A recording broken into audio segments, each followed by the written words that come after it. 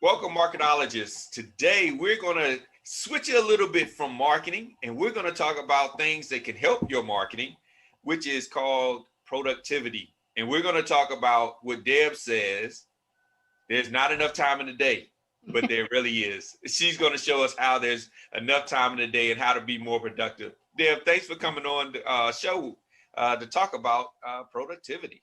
Well, thank you for having me. I am thrilled to be here. So thanks for inviting me. Okay.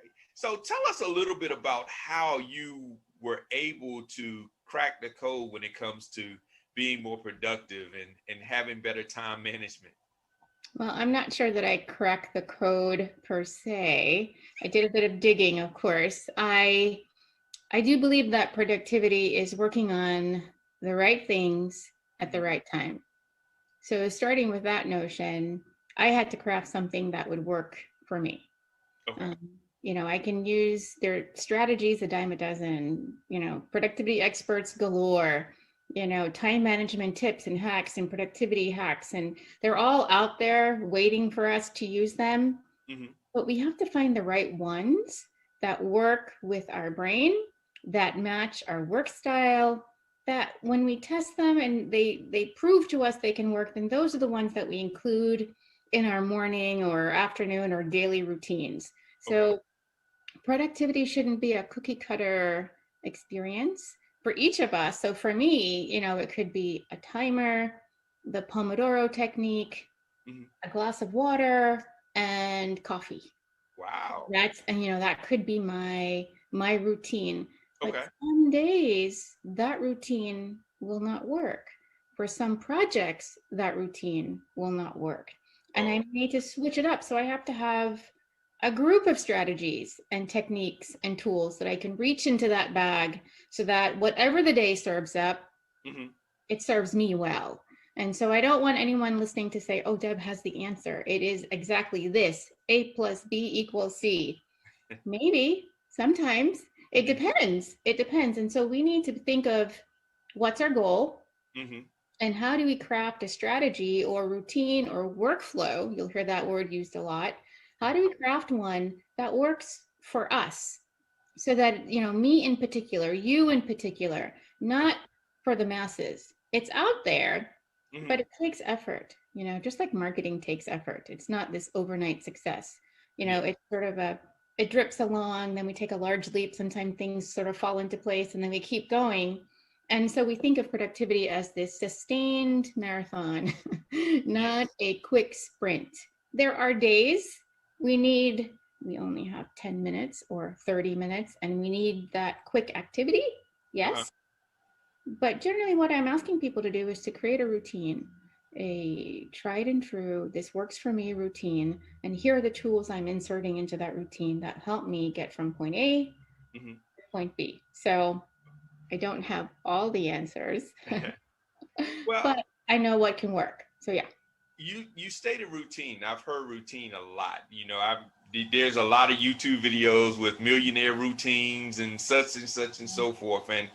And like you said, it's what works for you. Right. That is a hard thing to figure out. I mean, when we're so conditioned, I think, to say we're going to do the status quo, we're doing what everybody else is doing, it's kind of hard to figure out what is it that works for me.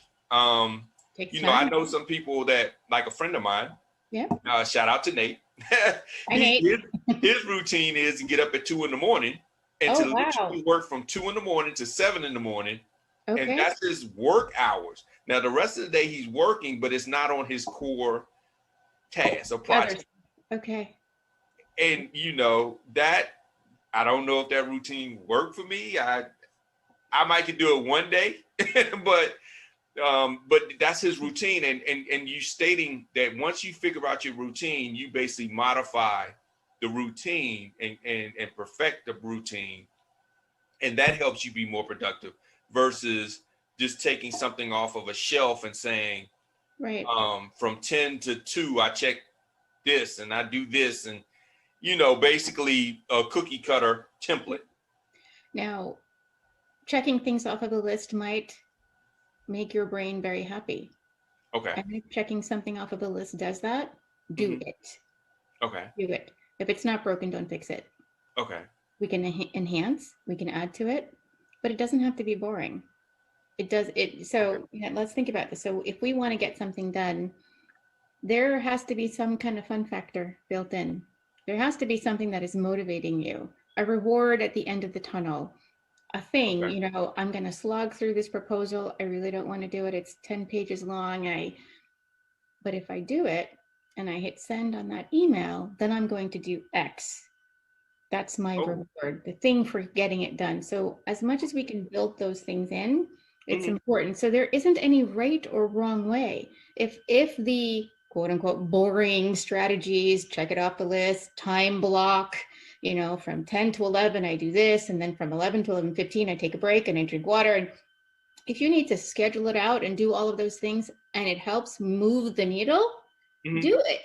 But if that isn't working, then don't try to fit a round, peg into a square hole. Okay. Adjust it so that it works for you. So there is no right or wrong. There is Mhm. what is right for you. Okay. It will take time because it means testing. So in marketing, we test strategies. There's A/B testing. When Mhm. we're sending out an email newsletter, we A/B test the headline, the subject line. Mhm. What's going to grab this person to open it? So we send out the same email with two different subject lines to see which one gets the most opens. Mhm. And then we start tweaking and adjusting. It's the same thing with productivity strategies and routines and habits that we're trying to cultivate. This Mhm. is not a quick fix. This is not, it's a diet pill of the month, flavor of the month kind of thing. It's not that. It is, what is it? What are the mechanisms? What are the specific things that help Debbie or Jeff or whomever is out there listening and watching? What are those things that help me advance my projects? Not just advance, not just start, but finish those projects as well. We can start lots of things Yes. and then we get excited about the next thing, and then we leave the original thing back here, and then we start something new without ever finishing. So where are the pitfalls for us? We know ourselves the best. I Mhm. know that I'm a morning person. I'm not going to get up at 2 a.m. So Nate, more power to I'm you. telling you, Deb, it works. It works.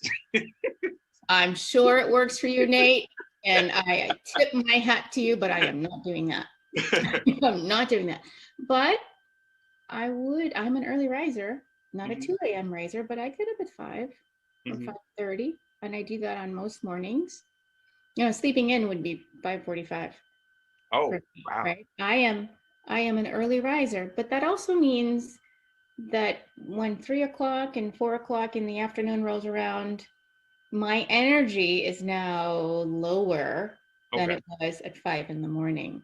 So Okay. when I'm scheduling my really important deep work projects where I Mhm. need to be focused and uninterrupted, those are going to be at the top half of my day. Okay. The rest of it is going to be later. A conversation, a quick, let me review what's coming up tomorrow kind of activity versus deep thinking, brain cells have to be firing on all cylinders kind of work. Okay. That will not happen in the afternoon. It's just not for me. But for some people, they're a night owl. They start revving up at like 10 p.m. and they can go till 5 or 3 or 2 in the morning. Mhm. So knowing yourself is Okay. really, really important. Scheduling those important tasks when the energy is high Mhm. and you have your favorite productivity beverage. For me, that is coffee. A latte will do me just fine. And then water, or, building in breaks, that kind of thing. So knowing yourself and using the strategies that work for you and your brain are really crucial. And yes, it does take some time to figure out. It is not as simple as do X and Y Okay. and all will be well with the world. Yeah. There's some testing to be done. Now, do you have any type of techniques when you're doing the testing, like documentation? Some people, I guess, you write in a journal, Yeah. or is it like a software, or I mean, how do you, especially when you start doing the day-to-day operations and it just Yeah. starts to all blend together? Oh yeah. How do you Yes. like say, okay, this worked, check that off, Yep. and continue on? So for some people, that will be a notebook or a journal or a planner, Hmm. paper document. I like writing on paper too. Hmm. Pen. I love technology, but I like to write notes. There are studies that have been done that say the act of writing, when you write something down, it Yeah. sticks in Hmm. your head and you remember it. And it stays with you a bit longer than just typing it out or texting it out into an Hmm. app. That being said, if you don't have that paper with you and you need to refer back to it, you are lost. Okay. So using an app can really, really be helpful, but it doesn't mean that you can't write. So I will write my notes. I wrote a few things back, before we started recording. Hmm. And when we are done, when we are finished, I will take a picture of this and I will send it to Evernote. Okay. And I will be able to recall that note very quickly because Evernote you can do search of text inside of images, inside of Oh, PDF. really? Oh, yeah. So Evernote has a really powerful search engine. So I can still write. I'm not trying to fix Debbie and make her over. Hmm. I'm trying to work with what Debbie already has and what she already likes. She likes a really nice pen and she likes paper. She also likes technology. So she's going to put them together, Okay. right? Okay. So I'm going to still handwrite. And then when I'm done, take a picture and Hmm. send it to a notebook inside of Evernote. For some people, that might be OneNote. Maybe it's a sticky note. On a lot of these new machines, you have a sticky notes app. Some Yeah. people like to do that. So I would just recommend that whatever you choose to do, choose one storage location. Okay. So I wouldn't, sometimes save it on your hard drive and then sometimes put it in Dropbox and then sometimes put it in Evernote, because then you're going to run around in circles trying to find what you're looking for. You're not going to be aware or sure where to go. So Okay. pick one primary location Hmm. and put all of those ideas and thoughts. And if you're tracking your time, Hmm.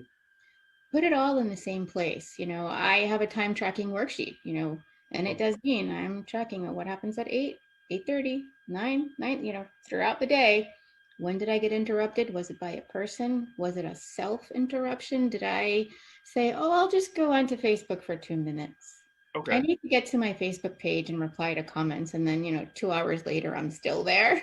Is that what happened? Where Yes. does the time really go? Okay. Sometimes we don't know where the time has gone. And so tracking your time is super important to figuring out, getting some baseline data. Like, Hmm. okay, morning time is my peak time. And then in my afternoon slump, I am getting up all the time, or I'm always on social media, or I allow every interruption to take my focus away. How Okay. do we handle that? Now, what do we do? So the data doesn't lie, right? Yeah. Data within context gives you a lot of information that you can work with to make the right adjustments and changes. So yes, write down things as they come up, or use a tool like Evernote or OneNote, or I think Google Keep is another one that people sometimes use. Okay. Figure out a way to track your ideas, your thoughts, the data that you're gathering, Mhm. but don't sit on that data. Do something with it. Okay. So they say 21 days, I think, creates habits. How long Mm.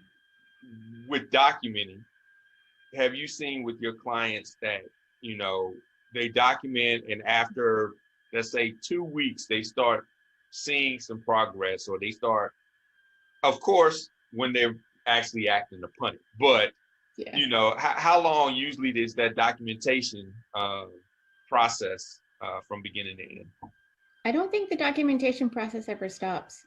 Okay. But what you're documenting may be different at Okay. each stage. So if it is time tracking, maybe we're tracking initially for a week, 5 to 7 business days. We're looking at where the time actually goes. Hmm. And then we are crafting a workflow around, okay, how do we fix whatever holes there may be, or fix the moments when the energy is low or not as high as we need it to be.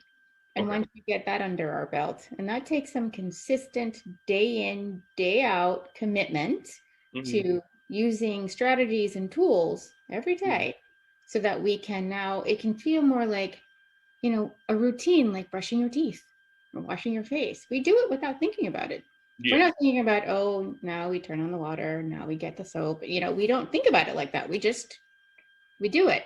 And so once it starts to become more intuitive, Hmm. we may not have to continue tracking our time, Okay. but now we are in a flow, if you will, in a work mode where it is working for us.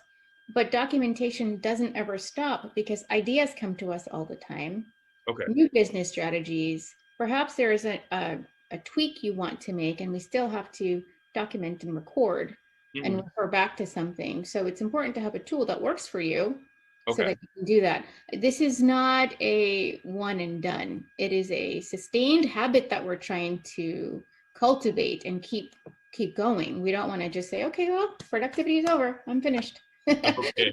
That never happens. I can't check the box. Man. You- okay. You can check the box when you feel you have reached as far as you can go. You Okay. can't go anymore.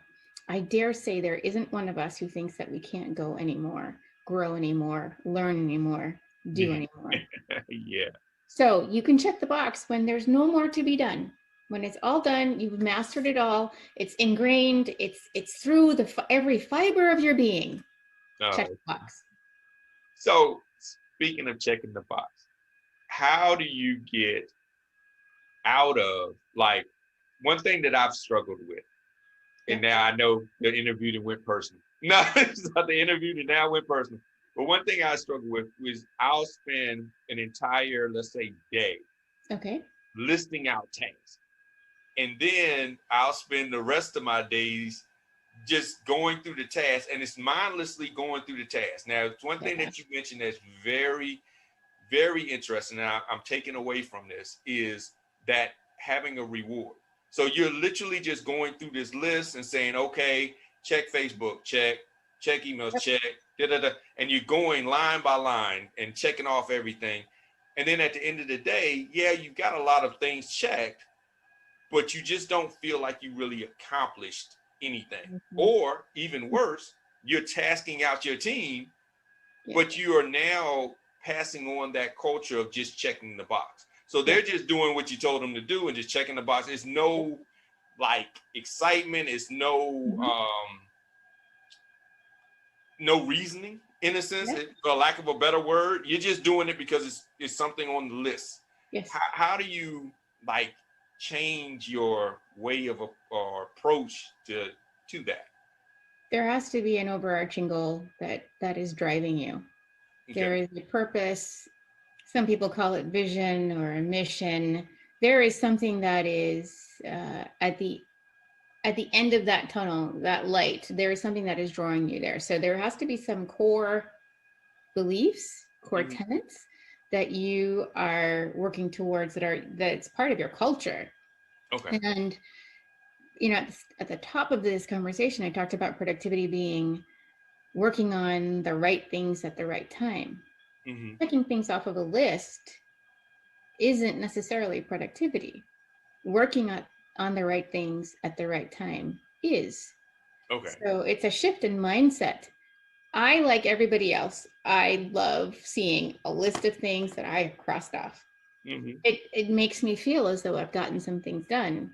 But there are days when you may be working on something as your procrastination activity because you don't want to do the real hard work over here. It's Okay. a great activity to work on. Maybe you are organizing your desk. You need to organize your main workspace so Hmm. you can be ready to work. But then you're organizing and cleaning and clearing for 2 hours. And the real work has yet to begin. Right? I wash dishes. I'm like, let me go wash the dishes, and then If you work from home, this is totally something that will happen. Dishes will call you, laundry will call you. Every little thing that you never noticed before, you will now notice, and you will make a point of saying, I really need to keep this house a lot cleaner. yeah. And the priority project is back there sort of languishing, not getting any attention. So be Hmm. real and be honest with yourself. If you're not trying to create a culture of, people who just check things off of a list, Hmm. and you want to be more purposeful, it needs to be tied into some big, hairy goal or mission, vision, something that is driving your company other than check it off the list. Let's make as much money as we can. Okay. There has to be something else that is there because it's harder to sustain. Let's keep checking off lists when it's not tied into emotions and buy-in, not Okay. just from yourself, but also from your team.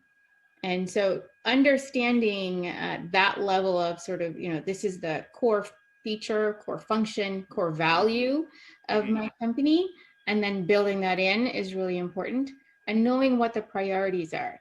Now, some priorities are time bound. You Mhm. know, there's a deadline you have to meet. There's no way around that. You just, Mhm. that's something you put it on your calendar, the date of delivery, and then Okay. you walk yourself back and you Mhm. start planning out each milestone until every step until you can get to delivery day, right? Okay. So that needs to happen, period. But then there are other things, right, that might not necessarily that come up. These are these ideas that we get. I work with a lot of creatives. They're working on their deep work, and then all of these amazing, beautiful, great ideas start popping into their brain, and it's calling them away from the deep work. It's Okay. not that the brand new idea isn't fabulous and worthy of time, just not right now, Okay. right? So those tools we talked about earlier can be a way to capture them. Mhm. And why not use those, those things that would normally distract you, use them as your reward. So Okay. when I am finished 500 words of writing this blog post, when I have finished outlining my next 3 newsletters, when I have done that, when those things are complete, then I can have my reward. And it could be that distracting thing that was pulling my attention earlier in the day. I don't think washing the dishes is a reward for me. Okay, now that's just running away. That's not a reward. That is flight. That is let me get away from the things I must do. And Yeah. that sometimes you sort of need to talk yourself through. Okay, if it really is about washing dishes, if it really is, I can't stand to see dishes in the sink. Okay, when I have completed 30 minutes of X, I will get up and I will take care of those dishes if it really bothers you that much. And Yeah. if dishes are the procrastinating activity, then we have to figure out why you are procrastinating. What is it about the project you need to be working on that is stopping you from working on it? Does it Yeah. seem hard? Do you not have all the information you need? Do you need help?